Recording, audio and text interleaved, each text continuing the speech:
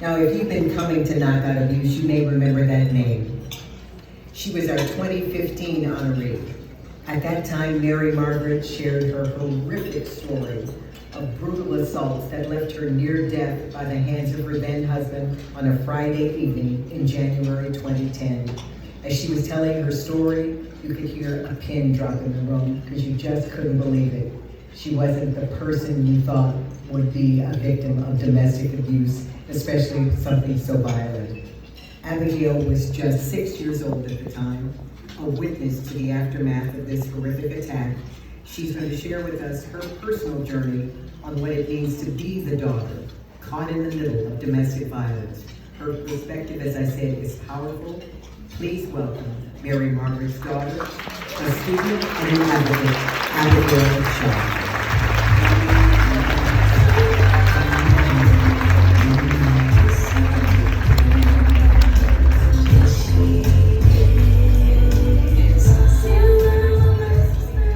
Well, it is really amazing to be back here. I actually lived in this building when we just moved from Connecticut, actually.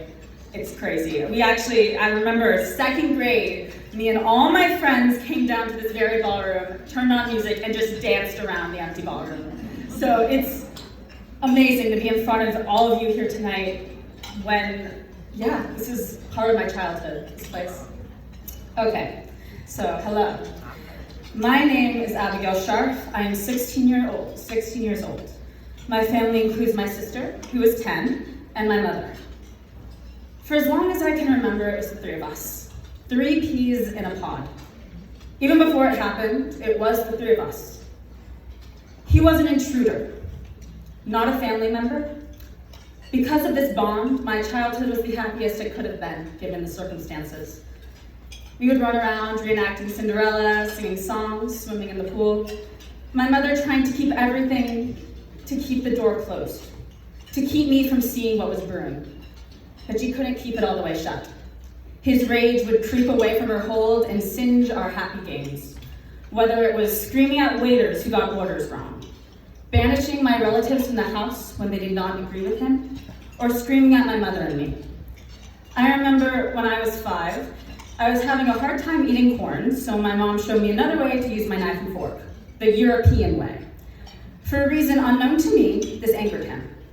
"We're not in effing Europe," he said, which obviously he did not use the word effing, and proceeded to lock himself in his room for 2 days. I thought this was normal. I thought it was natural to tiptoe around your father, always scared that something would trigger him and he would detonate. I thought it was normal to deal with a bomb. My mom stayed with him for me. "If you leave, I will make Abigail's life a living hell," he said. Until she saw that I was scared of him too, that I was doing exactly what she was doing, trying to cope and contain his monstrous behavior. She handed him divorce papers. She believed that my sister, who was a baby, and I would be happier if we were in a joyful home half the time. It was the final straw. His anger finally reached its peak and he erupted. "Sweetie, wake up. Daddy's trying to kill me. We need to leave now." I ran downstairs to the car while my mom grabbed my little sister. I didn't notice she was covered in blood until she collapsed on the neighbor's marble floor. She was crying. "My ears hurt," she said. "I've never been so cold." And we got out. We live in Washington, D.C. I go to an amazing school, Phillips Academy in Andover, Massachusetts. And my sister is the most incredible person I've ever met in my life. She is the sun that keeps our world turning and warm. My mom made a nearly full recovery. It's a miracle. I remember at around age 12, I started lashing out. "Mom, you don't understand me." It was typical teenage behavior for a typical teenage girl. But then I remembered where I came from, who my father was, a monster who hurt people I loved, the monster who was my family. Was I going to end up like him? People always told me I had my mother's smarts, my grandfather's charm, or I had my grandmother's terrible sense of direction. I wondered if I also had my father's temper. If I was going to become the thing I feared the most. I thought I was. Every time I got angry, I would sit in a ball in my room and cry. I was ashamed of who I thought I was becoming and terrified of who I thought I was going to turn out to be.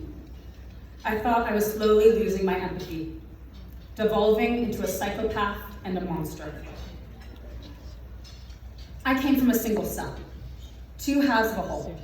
One half warm, brave, and comforting, the other evil, inhumane, and disgusting. Both vastly different, two ends of the spectrum, but they both made up who I was. I consider them both my family and my origin. No matter how sick it made me feel that I was made up of his genes and he lived in me. I was his byproduct and his daughter. Both are who I am. He feels like a dream, like he doesn't even exist, a nightmare from my childhood. But then I can't breathe when I drive through Connecticut, because he is close. I can feel his presence suffocating me, locked away in some cell, still dementedly proud of his eldest daughter, his pride and joy, his legacy. My name, Abigail, means father's joy. I find the irony in it hysterical. I know that he would never hurt me. He loved me too much. He saw himself in me, which is worse. I don't want him to love me. I want him to despise me as much as I despise him. I would kill him if I could. Take that flashlight he used on my mother and bash his head in. Watch his brains splatter on the carpet. Everyone talks about the power of forgiveness, but how could I ever forgive him? What he did was unforgivable. I want him to rot in hell and see the faces of my happy family, and have that be the last thing he sees before he descends. Tell me, does that make me just as bad as him? When I was 14, I read Harry Potter. Harry lived with a part of Voldemort inside of him. The idea of having your worst enemy in you was something I connected with.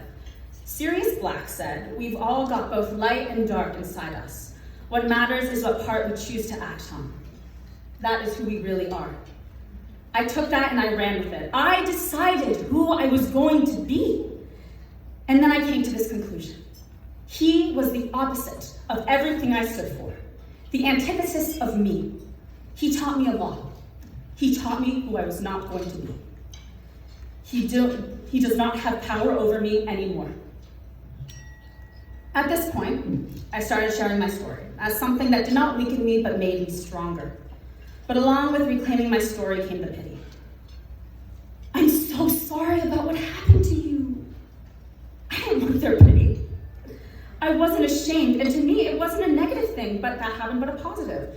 When I was 8, I said it was the best and worst day of my life.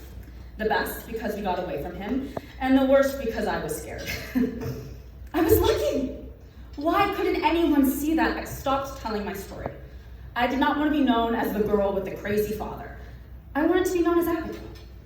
I wasn't just my story. But then, I remember why I tell it. I tell it for all the girls who cannot share their own. I am in the unique position of being able to raise awareness without fear of being beaten down by my former oppressor. This is me. This is my story. I am proud of where I come from. I come from a family of strong women who fought their way out of a terrible situation, still knowing how to laugh. She is who I am. Thank you very much.